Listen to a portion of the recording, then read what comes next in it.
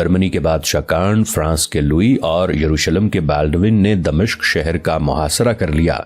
اور ایک بہت بڑا لشکر انہوں نے دمشق کے نواح میں پھیلا دیا تاکہ نواحی علاقوں پر حملہ آور ہوں، وہاں سے مال و دولت جمع کریں اور لشکر کے لیے خوراک کے ذخیروں کے ڈھیر لگائیں۔ محاصرے کے دوران صلیبیوں اور مسلمانوں کے درمیان کئی خونریز جھڑپیں ہوئی۔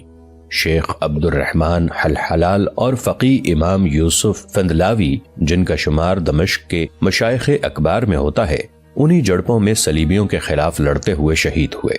کہا جاتا ہے کہ امام یوسف بڑے کبیر سن تھے۔ معین الدین نے ان کو لڑائی سے روکنا چاہا، لیکن ان کی غیرت دینی نے گوارا نہ کیا کہ ان کے گھر یعنی دمشق کے دروازے پر جہاد دستک دے رہا ہو اور وہ اس میں شرکت سے محروم رہیں۔ قرآن مقدس کی آیات کی تلاوت کرتے ہوئے آگے بڑھے، مردانہ وار صلیبی فوج میں گھس گئے اور نہایت بہادری سے لڑتے ہوئے شہید ہو گئے۔ صلیبی لشکر کی تعداد چونکہ بہت زیادہ تھی، قوت میں بھی وہ دمشق کے لشکر سے زیادہ تھے، لہٰذا ان کا دباؤ دمشق پر اس قدر بڑھ گیا کہ ایک دن وہ شہر سے متصل میدان اخضر تک پہنچ گئے۔ دمشق کے والی مجیر الدین کے پاس اس کے سوا کوئی چارہ نہ رہا کہ صلیبیوں کے خلاف سلطان نور الدین اور اس کے بھائی سیف الدین کو مدد کے لیے پکارے، اس لیے کہ وہ جانتا تھا کہ صرف نور الدین اور سیف الدین کی طاقت ہی صلیبیوں کا سر توڑ سکتی ہے۔ اس نے تیز رفتار قاصد نور الدین اور سیف الدین کی طرف بھیجے اور جو حالات پیش آ رہے تھے ان کی تفصیل بھیجی۔ صلیبیوں کے دمشق پر حملہ آور ہونے کی اطلاع جب حلب بھیجی تو مسلمانوں کے اندر ایک شور اور جذبہ سا اٹھ کھڑا ہوا۔ دوسری جانب مجید الدین کے قاصد موصل میں سیف الدین کے پاس بھی پہنچ گئے۔ سب سے پہلے نور الدین حرکت میں آیا۔ ہراول کے طور پر اس نے فی الفور ایک لشکر تیار کیا اور وہ لشکر اسد الدین شیرکوہ کی سرکردگی میں اور مجدد الدین کو اس کا نائب بناتے ہوئے دمشق کی طرف روانہ کیا، اور اس کے چند دن بعد خود بھی ایک بہت بڑا لشکر لے کر حلب سے نکل کھڑا ہوا۔ ادھر سیف الدین کی حالت یہ تھی کہ جس دن اس کے پاس مجیر الدین کا قاصد پہنچا، اس کے دوسرے روز وہ بھی ایک لشکر کے ساتھ دمشق کی طرف روانہ ہو گیا تھا۔ یہاں سلطان نور الدین نے جو سب سے اچھا کام کیا وہ یہ کہ اسد الدین شیرکوہ اور مجدد الدین کو دمشق کی طرف روانہ کرنے سے پہلے اس نے اپنے تیز رفتار قاصد دمشق کی طرف روانہ کیے تاکہ رونما ہونے والے حالات اور دشمن کی نقل و حرکت کے متعلق اسد الدین شیرکوہ اور مجدد الدین کو بر وقت اطلاع کر سکے۔ اسد الدین شیرکوہ اور مجدد الدین ابن دایا نے بڑی برق رفتاری سے اپنے لشکر کے ساتھ دمشق کی طرف پیش قدمی کی تھی۔ ابھی وہ دمشق سے دور ہی تھے اور مشرق سے سورج طلوع ہو رہا تھا کہ سامنے کی طرف سے وہ نقیب آئے جنہیں ان کی روانگی سے پہلے سلطان نور الدین نے حالات کا جائزہ لینے کے لیے روانہ کیا تھا۔ قریب آ کر وہ نقیب رکے۔ شیرکوہ اور مجدد الدین نے بھی رک کر اپنے لشکریوں کو رک جانے کا اشارہ دے دیا تھا۔ پھر شیرکوہ نے آنے والوں کو مخاطب کیا، میرے عزیزوں کہو، دمشق کے اطراف میں صلیبیوں کی صورتحال کیا ہے؟ امیر فرانس کے بادشاہ لوئی، جرمنی کے بادشاہ کانڈ اور یروشلم کے بادشاہ بالڈوین نے دمشق کا محاصرہ کر رکھا ہے، اور دمشق کا وزیر معین الدین دمشق کے اندر جو حفاظتی لشکر ہے اس کے ساتھ کمال جرت مندی کا مظاہرہ کرتے ہوئے صلیبیوں کو روکے ہوئے ہے۔ لیکن دمشق کے اندر جو لشکر ہے زیادہ دن تک صلیبیوں کی اس یلغار کو روک نہیں سکے گا، اور پھر جس قدر صلیبیوں کا لشکر اس وقت دمشق کا محاصرہ کیے ہوئے ہے، اتنا ہی ایک بڑا لشکر دمشق کے نواح میں ہے۔ وہ اس وقت دمشق سے لگ بھگ 2 فرلانگ کے فاصلے پر ہے، اور انہوں نے دمشق کے اطراف میں مسلمان علاقوں کے اندر لوٹ مار مچا رکھی ہے۔ یہاں تک کہتے کہتے آنے والے اس نقیب کو رک جانا پڑا، اس لیے کہ اس کی بات کاٹتے ہوئے اسد الدین شیرکوہ بول اٹھا تھا، کیا تم صلیبیوں کے اس لشکر تک ہماری رہنمائی کر سکتے ہو جو اس وقت دمشق کے نواح میں مسلمان علاقوں میں ترکتاز کیے ہوئے ہے؟ دیکھو یہ بڑا اہم معاملہ ہے۔ وہ نقیب اس پر چھاتی تانے ہوئے بول اٹھا، امیر آپ فکر مند نہ ہو، ہم ان کے محل وقوع سے پوری طرح باخبر ہو کر آپ کی طرف آئے ہیں۔ جس جگہ آپ اس وقت ہیں اس سے آگے بائیں جانب وہ لشکر اپنے کام میں مصروف ہے۔ لیکن امیر ایک بات میں کہوں، جو لشکر آپ کے ساتھ ہے اس لشکر کی تعداد اس لشکر سے کئی گنا زیادہ ہے، اور وہ اسد الدین شیرکوہ نے سر کو جھٹک دیا اور کہنے لگا، میرے عزیز تم تعداد کو چھوڑو، تم سب کا کام ہے کہ اس لشکر تک ہماری رہنمائی کرنی ہے۔ تم تھوڑی دیر رکو، میں ذرا اپنے عزیز مجدد الدین سے بات کر لوں، اس کے بعد ہم اپنے کام کی ابتدا کریں گے۔ پھر اسد الدین شیرکوہ مجدد الدین کے قریب ہوا اور اسے مخاطب کر کے کہنے لگا، میرے عزیز بھائی بتا اب تیرا کیا خیال ہے؟ مجدد الدین مسکرایا اور کہنے لگا، وہ زیادہ بڑے جرم کا مرتکب ہے جو دمشق کا محاصرہ کیے ہوئے ہے، ان سے تو ہم نمٹ لیں گے، لیکن پہلے ان سے نمٹنا چاہیے جو مسلمان علاقوں کو لوٹ رہے ہیں۔ میرے خیال میں پہلے ان کا رخ کریں، اس کے بعد میرا اندازہ ہے کہ سلطان خود بھی یہاں پہنچ جائے گا۔ ویسے بھی ہمارے لیے سلطان کا یہی حکم ہے کہ ہم نے محاصرہ کرنے والے صلیبی لشکر کو اپنے ساتھ الجھانا ہے اور کسی بھی صورت انہیں اس قابل نہیں رہنے دینا کہ وہ دمشق میں داخل ہو جائیں۔ ان پر آخری ضرب اسی وقت لگائی جائے گی جب سلطان خود اپنے لشکر کے ساتھ یہاں پہنچ جائیں گے۔ بہرحال اس وقت جو سب سے پہلا کام ہم نے کرنا ہے وہ یہ ہے کہ مسلمانوں کی لوٹ کھسوٹ کرنے والوں سے فی الفور نپٹنا چاہیے۔ مجدد الدین کی اس گفتگو سے اسد الدین شیر کو اطمینان اور خوشی کا اظہار کرتے ہوئے کہنے لگا، اگر یہ بات ہے تو ابن دایا سنو، یہ جو ہمارے نقیب آئے ہیں ان کو بھی 2 حصوں میں تقسیم کرتے ہیں، اپنے لشکر کو بھی 2 حصوں میں تقسیم کرتے ہیں۔ اب دشمن پر حملہ آور ہونے کے لیے طریقہ کار کچھ اس طرح اپناتے ہیں کہ آدھے لشکر کے ساتھ ایک طرف تم حملہ آور ہو، اس طرح دشمن کو وہ نقصان پہنچائیں گے کہ وہ دمشق پر حملے کو اپنی سب سے بڑی غلطی تسلیم کرتا ہوا یہاں سے بھاگنے میں ہی عافیت جانے۔ اسد الدین شیر کو جب خاموش ہوا تب مجدد الدین بول اٹھا، شیر کو میرے بھائی تم ٹھیک کہتے ہو، میرے حوالے صرف 2 نقیب کر دو، یہ میری رہنمائی کریں گے اور میں ایک لمبا کعوہ کاٹتے ہوئے دشمن کے سامنے کی طرف جاؤں گا۔ آپ اپنے حصے کے لشکر کے ساتھ باقی نقیبوں کو لے کر دشمن کی پشت پر نمودار ہو کر حملہ کر دیں۔ میرے خیال میں آپ جس وقت دشمن سے ٹکرائیں گے اس وقت یا اس سے تھوڑی دیر بعد میں بھی دشمن پر ایسی ضرب لگاؤں گا کہ انہیں شکست تسلیم کرنے اور بھاگنے کے سوا کوئی اور راستہ دکھائی نہ دے گا۔ اس موقع پر اسد الدین شیرکوہ نے کچھ سوچا، پھر وہ مجدد الدین دایا کو مخاطب کرتے ہوئے کہہ رہا تھا، ابن دایا، آج زندگی کے جمال کو پرانی شرابوں اور جذبات کی پامالی سے آراستہ کرنے والوں کے خلاف تیرا میرا امتحان ہے۔ یوں جاننا آج خوشبو سلگا کر فضا بات سے معطر کر کے رخصت ہونے والی روحوں کو پکارنے والوں کے خلاف تیری میری آزمائش کا وقت آن پہنچا ہے۔ آؤ دونوں بھائی مل کے عہد کریں کہ ان کے چگھاڑتے طوفان جیسے جذبوں میں طلسم سکوت سے لبریز کر دیں گے، ان کے جسم و روح کے ربط میں اداس صبحوں کی دھند غمگین شاخوں کا دکھ بھر کے رکھ دیں گے، اور ان کی حالت مردہ لمحوں کے ڈھیر روحوں کے سلگتے غموں اور آوارہ بدی کو ترستی خواہشوں سے بھی بدتر بنا کے رہیں گے۔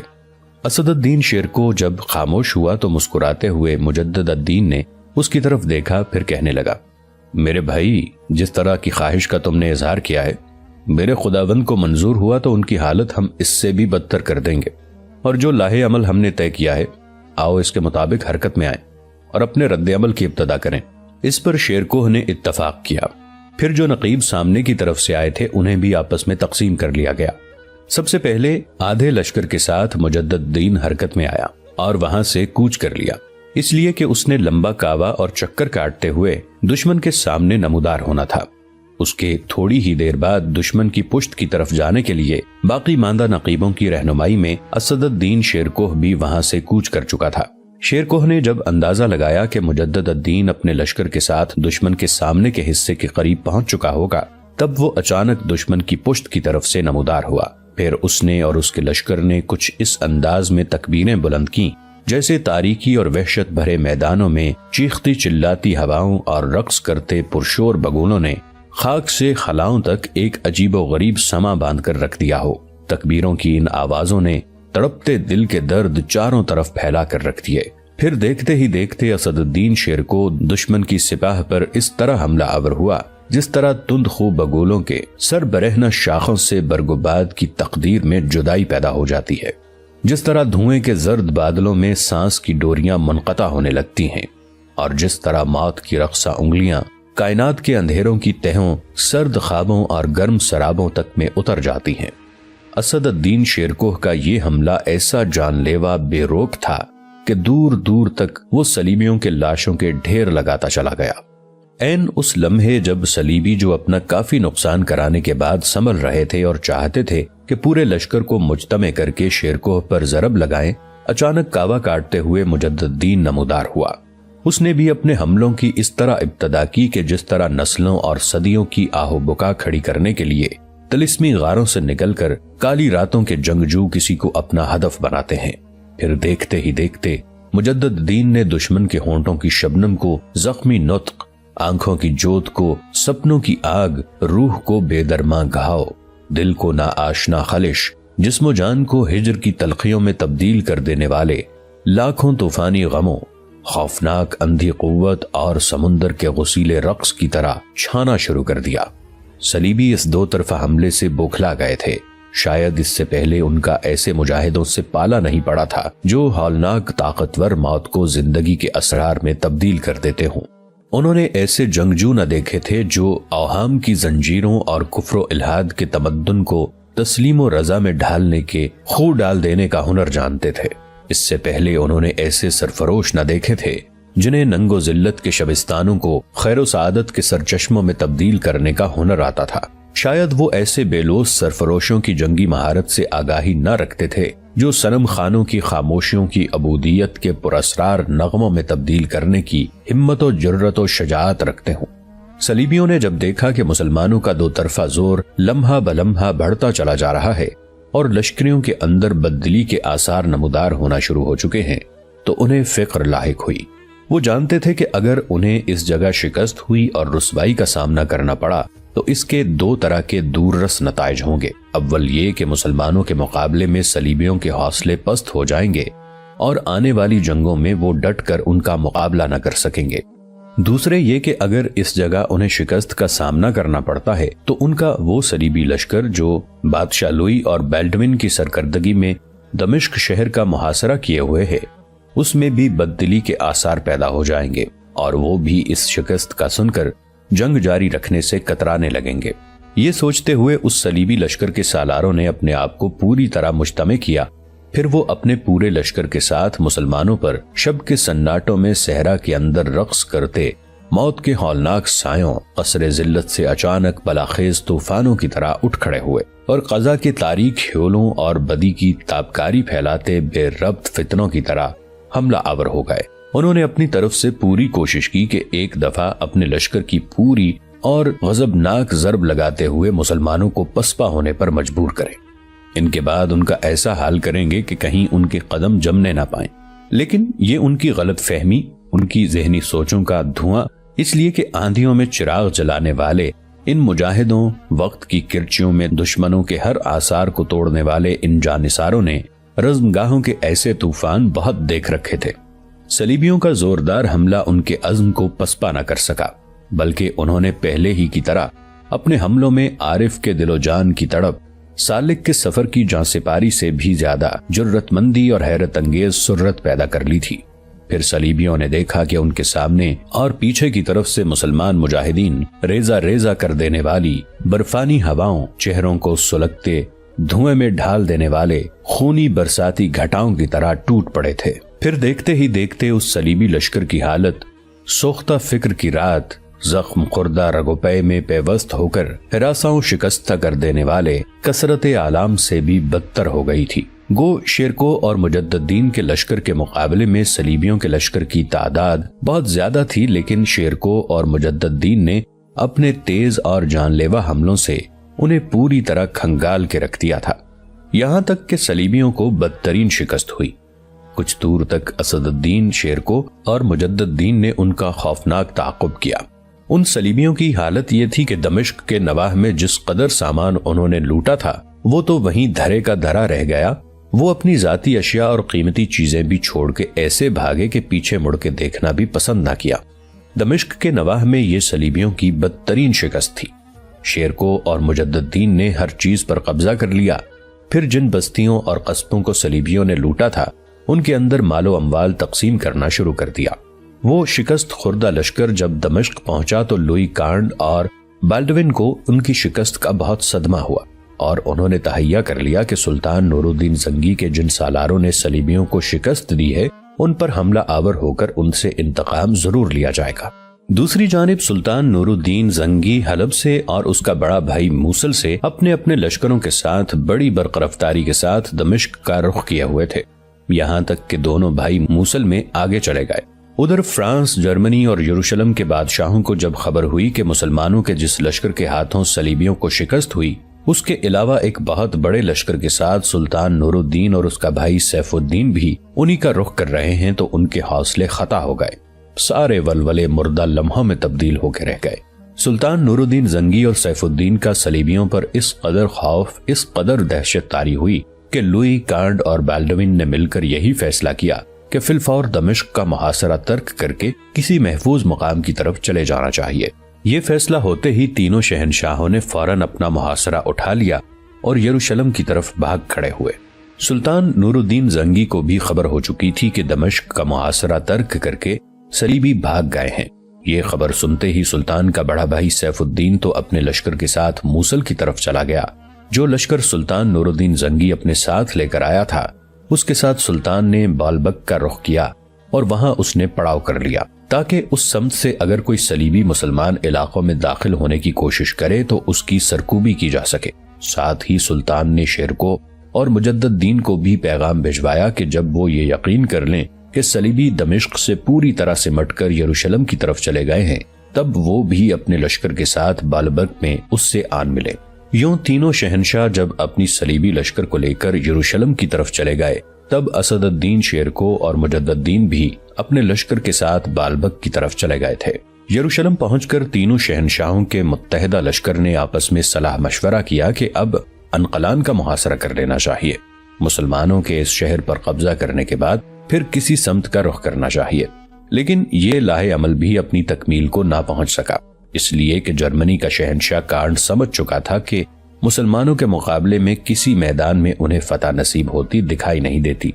لہٰذا وہ ان جنگوں سے بیزار ہو گیا۔ دمشق کے نواح میں صلیبیوں کو جو بدترین شکست ہوئی تھی، دمشق کے محاصرے میں ناکامی کے بعد وہ دل برداشتہ سا ہو گیا اور واپس جانے کا ارادہ کیا۔ تاہم بہت سے جرمن صلیبی اس کے ساتھ واپس نہیں گئے، ان مختلف شہروں اور قلعوں میں جاگزین ہو گئے جو نصرانیوں کے قبضے میں تھے۔ دوسری جانب فرانس کا شہنشاہ کچھ عرصہ فلسطین میں رہا، پھر وہ بھی یورپ چلا گیا، تاہم اس کے ساتھ واپس جانے والے بہت کم فرانسیسی تھے۔ باقی سارے فرانسیسی مسلمانوں سے جنگ کرنے کے لیے ارض فلسطین میں ہی رہ گئے۔ فرانسیسیوں نے روئن نام کے قلعے کو اپنا مسکن بنا لیا اور اسی قلعے میں وہ اپنی قوت جمع کرنا شروع ہو گئے تاکہ مناسب وقت پر مسلمانوں پر ضرب لگاتے ہوئے ان کے خلاف اپنی صلیبی جنگوں کو کامیاب بنا سکیں۔ تاہم صلیبیوں کا 9 لاکھ کا وہ لشکر جو ایک طوفان کی طرح امڑ کر ارض فلسطین کی طرف آیا تھا، اپنے لاکھوں آدمی کٹوا کر واپس چلا گیا اور حاصل کچھ بھی نہ ہوا۔ الٹا فرانس کے بادشاہ لوئی اور جرمنی کے بادشاہ کانٹ کے ماتھے پر بدنامی کا ایسا داغ لگا کہ پھر کبھی انہوں نے زندگی بھر بھول کر صلیبی جنگوں میں حصہ لینے کی کوشش نہ کی۔ جرمنی اور فرانس کے بادشاہوں کو واپس یورپ کی طرف چلے جانے کے بعد بالڈوین تو مسلمانوں پر کاری ضرب لگانے کے لیے اپنی جنگی تیاریوں میں مصروف ہو گیا۔ اس دوران فلش نام کا جو صلیبی سورما فلیطلیہ سے آیا تھا اور اس کے ساتھ بے شمار جنگجو تھے، اس نے صلیبی جنگوں میں قسمت آزمانے کا فیصلہ کیا۔ دونوں یورپی بادشاہوں کے واپس جانے کے بعد اس نے تہیہ کر لیا کہ مسلمانوں کے خلاف ایک نہ ختم ہونے والی صلیبی جنگ کا آغاز کرے گا اور صلیبیوں کے اندر ایک ناقابل شکست سورما بن کر نمودار ہوگا۔ اپنے اس مقصد کو حاصل کرنے کے لیے فنش نے اپنے کام کی ابتدا کی۔ اس کام میں اس کی ماں جو اس کے ساتھ آئی تھی، وہ بھی اس کی مدد کر رہی تھی۔ پہلا کام اس نے یہ کیا کہ ادھر ادھر مختلف قلعوں اور شہروں میں منتشر یورپ کے مختلف حصوں سے تعلق رکھنے والے صلیبیوں کو جمع کیا اور ان کا ایک بہت بڑا لشکر تیار کیا۔ دوسرا کام اس نے یہ کیا کہ اپنے مختلف نمائندے ان شہروں اور ریاستوں کی طرف روانہ کیے جن پر نصرانیوں کی حکومت تھی اور جن پر انہوں نے پہلی صلیبی جنگ کے دوران قبضہ کر لیا تھا، اور انہیں یہ پیغام بھجوایا کہ ان علاقوں میں جہاں صلیبی حکومت ہے، سارے صلیبی سربراہ حرکت میں آئیں، اپنے مسلح جنگجو سلطان نور الدین زنگی کی سلطنت کی طرف روانہ کریں اور اس کی سلطنت کے اندر جو عیسائی رعایا ہے اسے سلطان کے خلاف بغاوت پر مجبور کریں۔ اس کا ارادہ تھا کہ اس طرح جب نور الدین زنگی کی سلطنت میں جو عیسائی ہیں وہ عام بغاوت کا اعلان کریں گے اور نور الدین کی سلطنت میں افراتفری کا عالم پھیلے گا، تب وہ مسلمانوں کے خلاف کارروائی کرے گا اور صلیبی جنگوں کو کامیاب بنانے کی کوشش کرے گا۔ تیسرا فیصلہ جو اس نے کیا وہ انتہائی خطرناک تھا، اور وہ یہ کہ ان دنوں حسن حریقہ نام کا قلعہ بڑا مضبوط اور مستحکم خیال کیا جاتا تھا۔ یہ قلعہ اس وقت طرابلس کے نصرانی حکمران ریمنڈ کی عملداری میں شامل تھا۔ اس نے چونکہ گزشتہ جنگوں میں بڑھ چڑھ کر حصہ نہیں لیا تھا، لہٰذا فنش نے یہ ارادہ کر لیا کہ اس قلعے پر قبضہ کر کے اسے صلیبیوں کا مرکز بنائے اور وہاں سے نکل کر نور الدین کے علاقوں پر قبضہ کرنے کی کوشش کرے۔ سلطان نور الدین نے ان دنوں اپنے لشکر کے ساتھ بالبک میں قیام کیا ہوا تھا، اور دمشق کے حکمران مجیر الدین کا وزیر وہاں اپنے چند دستوں کے ساتھ سلطان کی خدمت میں حاضر ہوا تھا، اور وہاں اس نے سلطان کی بہترین ضیافت کا اہتمام کیا تھا۔ فنش نے اپنے کام کی ابتدا بڑی برق رفتاری سے کی جو صلیبی لشکر اس کے پاس جمع ہو گیا اس کے ساتھ وہ حرکت میں آیا۔ فی الفور وہ حسن حریمہ نام کے قلعے پر حملہ آور ہوا اور وہ ریمنڈ کے اس لشکر کو جو وہاں تھا اسے شکست دینے کے بعد قلعے پر اس نے قبضہ کر لیا۔